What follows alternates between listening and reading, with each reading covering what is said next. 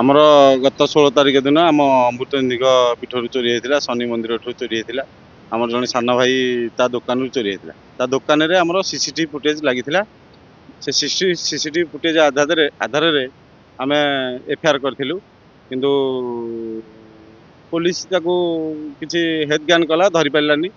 କିନ୍ତୁ ଆମ ଗ୍ରାମବାସୀଙ୍କ ମନରେ ଥିଲା ଯେ ଅମୃତେନ୍ଦୁଙ୍କ ପୀଠରୁ ଚୋରି ହେଇଛି। ଆମେ ସମସ୍ତେ ମନରେ ଗୋଟେ ଇଏ ଥିଲା, ଆମେ ବି ଭାବୁଥିଲୁ ଆଉ ମନ୍ଦିର ଯିବାନି।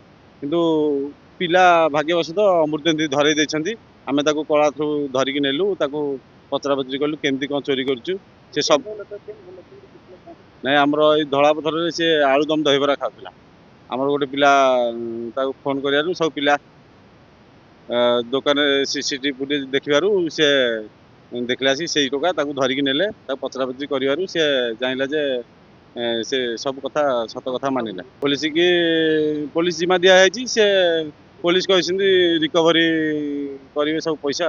ଆମର ଏଇ ଯୋଉ ଫେରିବାଲା ବୁଲୁଛନ୍ତି ବାହାରୁ ଆସିକି ଏଠି ଗାଁ ଗାଁ ବୁଲିକି ଚୋରି ମାନେ ବେପାର କରୁଛନ୍ତି, ରାତି ହେଲେ ଆମ ଏଠି ଶ୍ରୀ ବାବା ଅମୃତନିଧିଙ୍କର ହୁଣ୍ଡି ଭାଙ୍ଗି ପଇସା ନେଇ ଯାଇଛନ୍ତି 50-60 ହଜାର। ତାପରେ ଶନି ମନ୍ଦିର ଆମର ଅଛି, ସେଠୁ ହୁଣ୍ଡି ଭାଙ୍ଗିକି ନେଇଛନ୍ତି।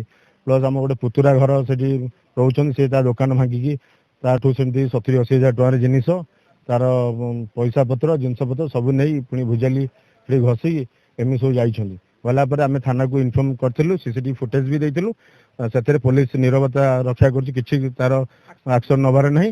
ମୁଁ ଗୋଟିଏ ଏତିକି ଅନୁରୋଧ କରୁଛି, ମାନେ ଦୃଢ କାର୍ଯ୍ୟାନୁଷ୍ଠାନ ଗ୍ରହଣ କରାଯାଉ। ପ୍ଲସ୍ ପେଟ୍ରୋଲିଂ ବି ହଉନି। ପୋଲିସ ଆମେ ଏତେ କଷ୍ଟ କରି ଗାଁ ପିଲା ଗ୍ରାମବାସୀ ସବୁ ଯାଇକି ବୁଲାବୁଲି କରି ଧରିକି ଆଣିକି ଆଜି ରଖିଲେ, ତାପରେ ପୋଲିସକୁ ଡାକି ଜିମ୍ମାଦାର ଦେଲେ। ପୋଲିସ ବାଲା ତାଙ୍କ ଖୁସିରେ ତାଙ୍କର ସେ ପଳେଇଲେ, ହେଲେ କିଛି କାର୍ଯ୍ୟାନୁଷ୍ଠାନ ଗ୍ରହଣ କରାଯାଉନି। ଏଥିପାଇଁ କାର୍ଯ୍ୟାନୁଷ୍ଠାନ ଗ୍ରହଣ କରାଯାଉ।